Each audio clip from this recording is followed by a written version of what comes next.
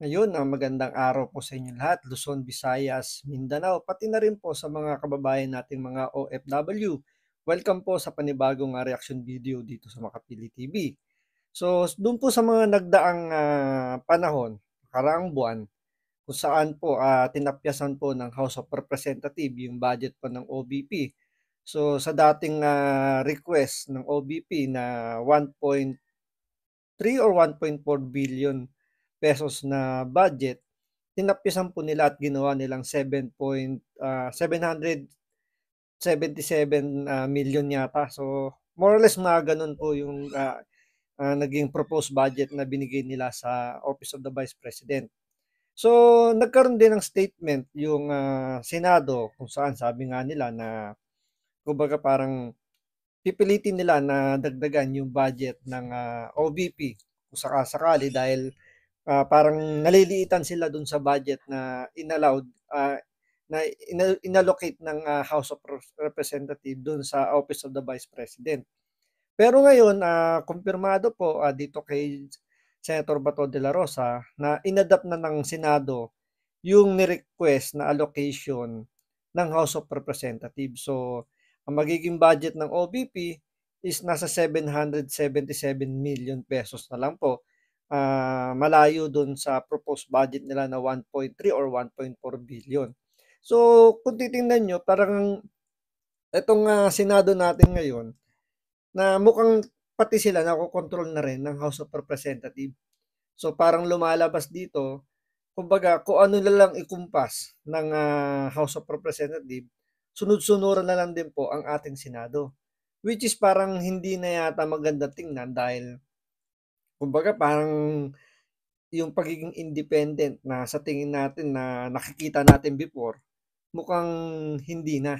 Mukhang kinakaya-kaya na lang din sila ngayon ng House of Representatives at ni Bongbong Marcos. So, parang lumalabas dito yung ating House Speaker, ay hindi House Speaker, yung Senate President natin, mukhang lumilining na rin po sa administrasyon. So, kumbaga sa parang nadidiktahan na rin. Sabagay, hindi naman natin may aalis dahil nga yung Senate President natin ginawa ngang waiter ng First Lady. So, may malaki yung possibility na talagang totoo nga yung sinasabi nila na sunod-sunuran na po yung ating Senate President. So ito, panoorin po natin tong balitang to, yung naging statement po ni Senator Bato de la Rosa tungkol dun sa pag-approve na rin. Kumbaga yung kumbaga ginaya na lang din ng House ng Senate yung proposed budget ng House of Representatives. So ito panoorin po natin. Pero siyempre, bago ang lahat, kung hindi pa kayo naka-subscribe sa Makapili TV, baka pwedeng pakipindot po muna yung subscribe button at the same time, palike na rin po muna ng video. Wala naman pong bayad yan. Kaya pindot na. So ito, panoorin po natin itong naging statement ni Senator Bato de la Rosa. Lang dun sa pinadapt ng Finance Committee, yung version ng House na kinaltasan yung ng 1.3 billion yung budget ng Office of the Vice President, hindi ba kayo nalulungkot doon? Or? Well, in fact, nagpadala ko ng letter addressed to the chairman of the Finance Committee of the Senate na kung pwede, ibalik yung ibang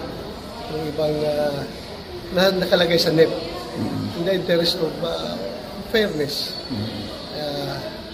Yun nga, pero I think hindi tayo pinagbigyan. Although, sorry, nobody requested me to do that. That's my own initiative. Even the Vice President did not call me about that. Wala siyang effort na sabihan ako ng patulong. Wala. Ako, my own initiative lang yun. Sumulat lang ako. Address to the chairman, si Senator Grace po, kung pwede, ibalik yung ibang originally nasa NEP na tinanggal doon sa House. So, kung yun nga, ang ginawa is inadapt fully yung galing sa House, that means hindi pinagbigyan yung aking request. Nalulungkot po ba kayo?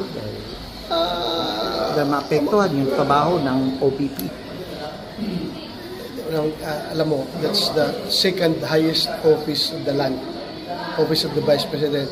So, siguro dapat lang rin na suportahan natin in terms of budget. Pero yung gano'n na parang kinapon natin na tinanggalan, dinifund, bagad, tinanggal yung funding, almost closely defunding, di ba? Nakakalungkot din. Dahil anyway, wala tayong magawa. I am only one voice. So yun, kumpirmado po kay Senator Bato de la Rosa na talagang tinapyas o kumbaga inadapt na talaga ng House ng Senate yung proposed budget ng House of Representatives. So yung Finance Committee head ay si Grace po.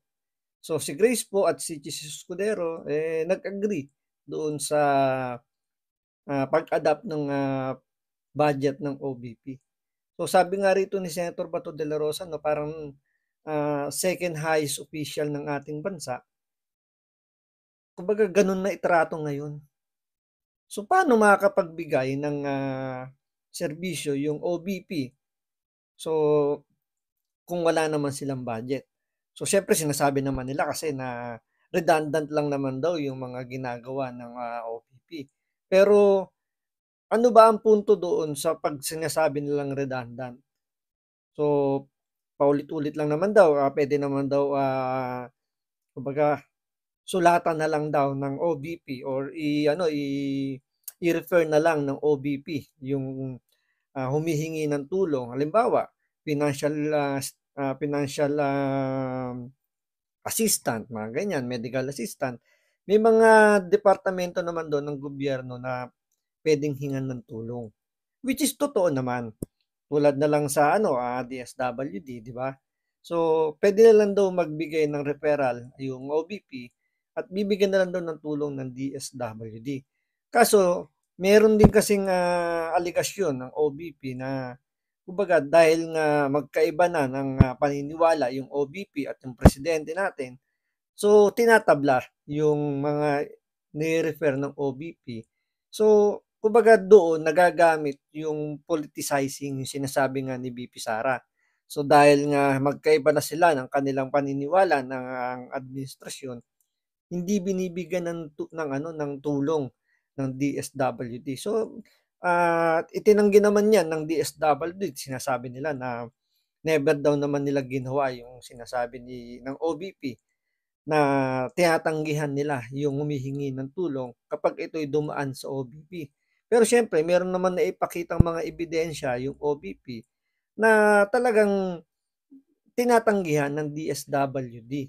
Kaya nga yun yung nangyayari. Kaya nga yung OBP humingi ng additional budget para hindi na kailangan papuntahin pa doon yung mga taong humihingi ng tulong sa Office of the Vice President. So nangyayari kasi nadodoble. Alam naman natin, hindi lang naman na yung OBP ang gumagawa niyan. Even mga congressman, mayor, senators, ginagawa yan, nagbibigay din sila ng mga ganyang assistant. So bakit naka-single out doon sa Office of the Vice President?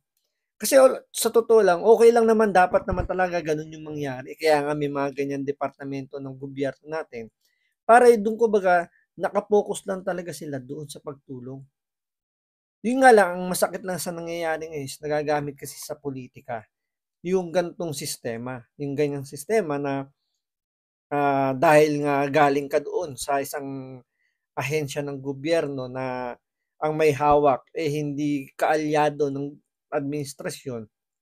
Kumbaga, nililimitahan nila yung pwedeng itulong ng departamento, especially sa OBP. So, paano makakapagbigay or paano sabihin natin, paano maipapakita ng Office of the Vice President na nandyan sila at nagbibigay sila ng tulong kung tinatalian yung kamay nila? So, parang ang lumalabas dito, ayaw ng administrasyon na to na makita na ang OBP ay tumutulong din. So, parang gusto nila lumabas dito, yung OBP natin, nandun lang sa isang gedli, nag-aabang lang na mapatalsik yung presidente. Nandyan lang sa gedli yung BP natin, maninira yan para umikli yung termino ng presidente. So, ganoon yung pinamumukha nila sa taong bayan. Pero ang nangyayari kasi nagba-backfire sa kanila eh. Dahil nga nakikita naman ng taong bayan na hindi yung pangit na imahe na gusto ipakita ng administrasyon, yung nakikita ng taong bayan doon sa ginagawa nilang panggigipit. So, andyan yung mga tirada nila sa Vice President, tatanggalan ng budget, tatanggalan ng pagkakataon tumulong. So, parang pinalalabas lang nila rito, yung administrasyon lang ang may ginagawa. So, yun yung pinaka main purpose nila, parang propaganda, 'di ba? Propaganda na kailangan masira nila yung Vice President hanggang 2028. Parang nang sa ganon, pagdating ng 2028 presidential election, meron na silang edge. Nakalamang na sila dahil nasiraan na nila simula ngayon, midterm election, hanggang 2028, masisira nila yung imahe ng Vice President, malaki na yung maging chance nila na maupo sa pwesto uli ng pagiging presidente. Either manatili sa pwesto si Bongbong Marcos or palitan siya ni House Speaker Romualdez na sinasabi nila talagang gustong-gusto maging presidente. Siguro naiinggit kay Bongbong Marcos na ito mahina yung utak pero naging presidente. Siya na matalino na kaya niya, kumbaga mas sa palagay niya na mas kayang-kaya niyang kaya niyang lagpasan yung talino ni Bongbong Marcos, nandun lang siya sa level ng House Speaker. So, nag-aambisyon. Sabi nga ni Pangulong Duterte, di ba, before, itong si Romualdez may ambition to maging presidente. Kaya ngayon, kung mapapansin nyo, ang mga budget natin mostly naka-focus sa pagbibigay ng ayuda. So, ang bansa nga natin, ipinapatakbo na po ng ayuda, hindi na po para tulungan yung taong bayan eh.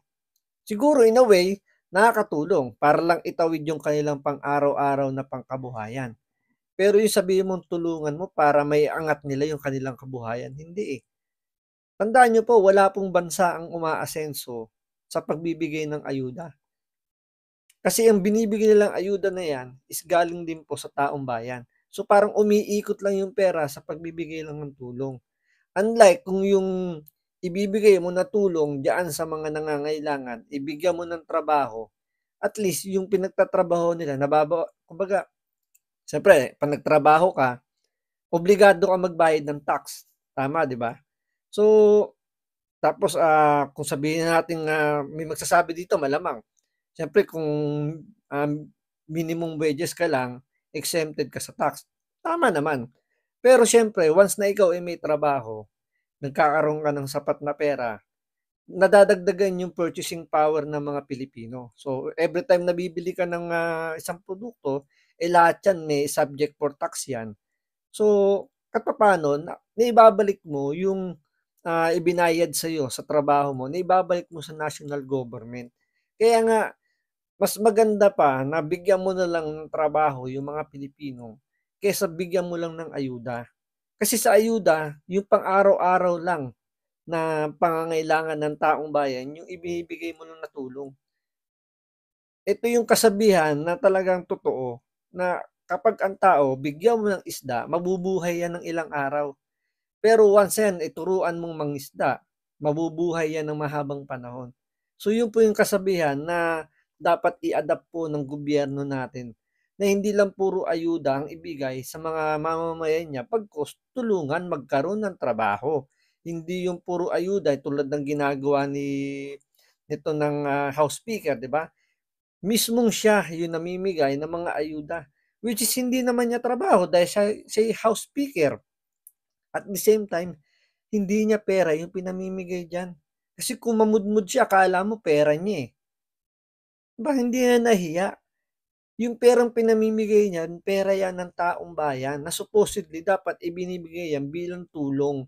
Tulong para maiahon sila sa kahirapan, maitaas nila yung antas ng kanilang pamumuhay. Hindi yung parang nangyayari, pinaasa na lang nila itong ating mga kababayang Pilipino na umasa na lang sa mga politiko. Kaya kung ganyan ang ganyan yung magiging sistema ng gobyerno natin, no wonder kung sino yung mga nakaupo ngayon, mananatili sila dyan hanggang ng matagal na panahon dahil parang nangyayari dito, vote buying to na legal. Although wala pang eleksyon, pero parang nasusuhulan na kaagad yung mga kababayan natin dahil siyempre once na yung isang politiko magbigay ng, ayuda, 'di ba, siyempre tatatak sa Pilipinas, eto mabait 'to kasi nagbibigay ito ng ayuda, tinutulungan kaming mga mahihirap. Pero hindi kasi nakikita ng ating mga kababayan dahil siyempre hindi natin masisisi na siyempre sa hirap ng buhay dito sa Pilipinas, siyempre sino ba naman ang ayaw tumanggap ng ayuda? Yun nga lang ang pinaka nangyayaring masama sa ating bansa, yung mga dapat ng palitan na politiko, nananatili at pinagsasamantalahan ang ating bansa. Siyempre hindi yan papayag na sila, magbibigay lang ng ayuda pero wala silang makukuha in return. Isipin niyo, nakapuwesto na sila bilang, mambabatas, politiko sa gobyerno natin, kumi-kickback pa. So, maliban pa dun sa sweldo nila, meron pa silang nakukuhang feedback at nakakakuha pa ng kapangyarihan. Kaya nga sana maging, tayo, maging bukas na yung ating isip. Iboto natin kung sino yung mas nakakatulong na iahon yung buhay ninyo. Hindi yung para tinutulungan lang kayo para lang i-survive itong mga yung para sa bukas, para sa araw lang na 'to, hindi dapat gano'n. Dapat isipin natin kung ano yung tulong na maibibigay sa atin para maiangat natin yung ating pangkabuhayan, 'di ba? So, hanggang dito lang po muna. Maraming maraming salamat sa panonood. Ingat po kayo lagi. God bless.